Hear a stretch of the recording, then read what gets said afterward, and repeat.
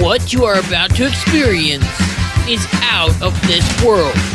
Politics, history, and of course, a lot of entertainment. It's time to rock it with the Docket.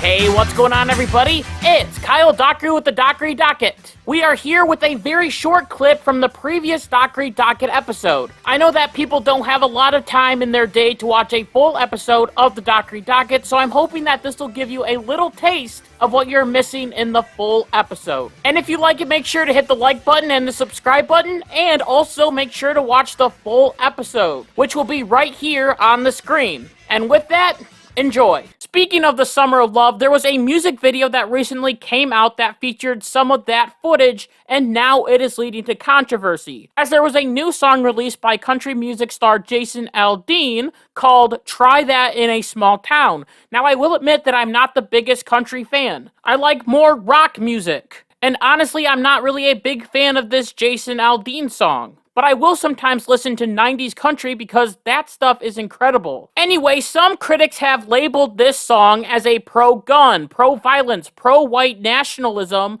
and a modern-day lynching song. However, the thing about this song is that the lyrics mention absolutely nothing about race, and in the music video it shows depictions of the 2020 riots. But those were the last big riots that happened in this country, so of course he's going to use that. I'm sorry to tell you, but the 2020 riots were violent. I mean, I guess you can make the argument that he could have added some January 6th footage to even out the playing field, but let's go ahead and read some of these lyrics. Sucker punch somebody on a sidewalk. Carjack an old lady at a red light. Pull a gun on the owner of a liquor store. You think that's cool? Well, act a fool if you like. Well, those things are all bad, and you wouldn't want that to happen in any town or any city. This is a good thing to condemn, and also something that a black person or a white person can do. Then the supposed racist lyrics come in, as he says, cuss out a cop, spit in his face, stomp on a flag, and light it up. Yeah, think you're tough? Once again, that is something that I personally don't want to happen in my town. And guess what? People of any race can do those different things. Turning to the 2020 riots, there were people that were a part of Antifa that were burning flags and hitting cops and causing violence. And some of those people just so happened to be white. And that's the interesting thing about this whole controversy. People listened to this song and attributed all of the bad characteristics to black people. Isn't that kind of racist? You think that black people are the only group of people that can cause all of this violence?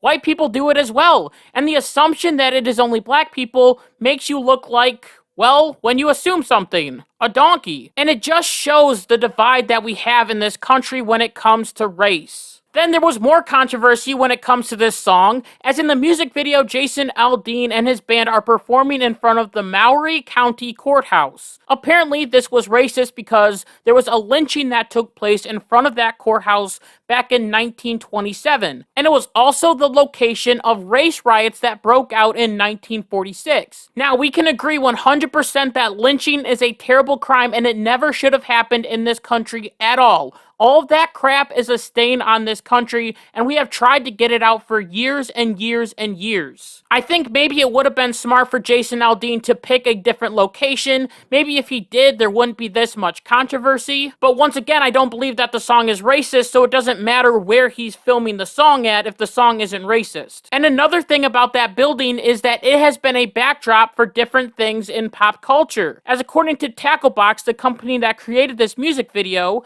they mentioned that the building was used most recently in a 2022 Lifetime original movie called Steppin' Into the Holiday. Was that movie racist? Did it have racist undertones? Another music video was shot in front of the building. In 2019, Runaway June shot a music video to a song called We Are Rich. Is that song racist? Does that song have racist undertones? Was that music video accused of being pro-lynching? Along with that, back in 2009, the Hannah Montana movie filmed a scene in front of the courthouse. Is Hannah Montana racist? I need answers. Now, I can definitely understand why people are upset about the music video when they assume that Jason Aldean is talking about black people rioting, and if in the song he said something like, and it's all black people's fault, I would understand why the country music television pulled the music video, and I would call him out for that. Because that would be racist. That would be wrong. That would be pro-lynching. That would make everything 110 times worse. He would definitely be canceled for that. However, he didn't do that.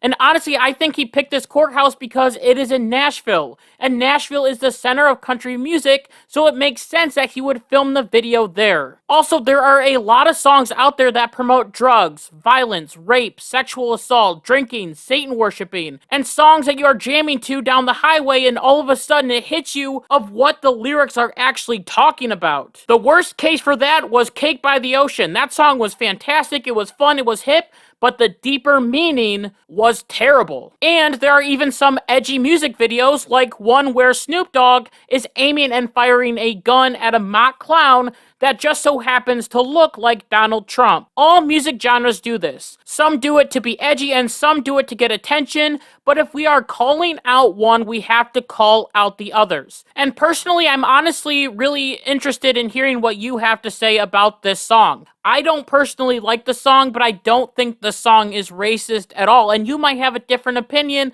and that's perfectly okay. All I'm saying is that we can't have this double standard. If someone does something wrong, they should be called out for it no matter what their political affiliation is or what they are singing about. I honestly don't care. If nobody is above the law, if violence is bad, let's start acting like it. And with that, I just want to thank you so much for listening to this episode of the Dockery Docket. And until next time, like my mom always says, be good, be kind, be loving, goodbye.